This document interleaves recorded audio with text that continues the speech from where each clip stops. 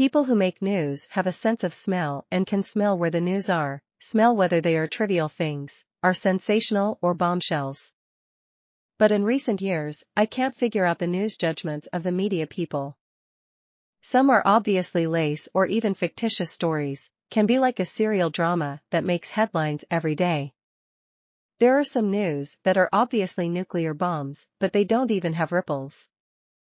The following news was calmed down to a trivial matter under the low-key handling of the global media, which is the best example. On February 3, the Palestine Township in the eastern part of Ohio, USA, a train derailed. It was a freight train with more than 100 carriages. 50 of them rushed off the track, causing a violent impact explosion, and buried the train derailed. 20 carriages contained dangerous goods. The containers were smashed into pieces, and the explosion caused black throat smoke and poisonous mist to scatter. The local residents, instinctively staying away from the line of fire. The residents don't know that the air they breathe is filled with poison. The Republican Congressman Green reposted a video in Twitter. You can see the fireball and buried black smoke rise into the sky around the disaster site. It caused a large area of unusual black clouds in the whole area, and the situation is very terrible. Residents was aware of a fire, but didn't know that the disaster was imminent.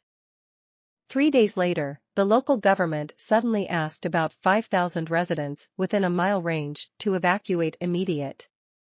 Schools closed, streets closed due to explosion, poisonous carcinogens leaked. The residents now aware that they had inhaled the poisonous air for 3 days. How to remove the poisonous gas? No one knows if it is completely removed. After the residents had left for 5 days. The notice from the government said that everything is fine, everyone can go back home. After returning, the residents found that there were a lot of dead fishes and dead frogs in the river a few miles away. Someone raised chicken and they all died. Cats were either critically ill or dead. The town is filled with irritating gases. There are residents whose eyes are constantly shedding tears. Animals are dying one after another every day. The governor said that the drinking water is fine, but he suggested everyone to drink bottled water for the time being. Residents are asking what kind of poisons were exploded and leaked.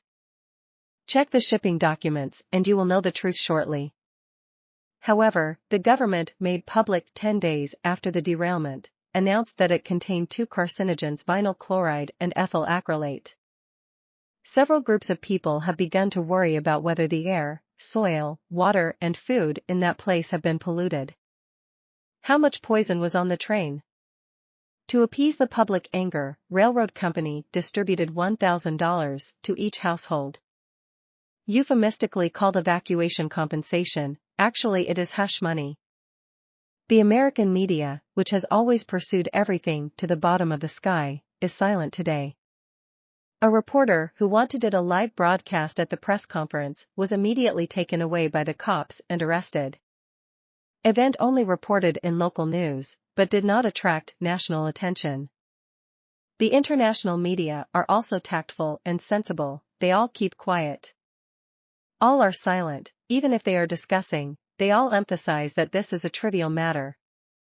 The U.S. Secretary of Transportation Pete Buttigieg also said that it is a trivial matter.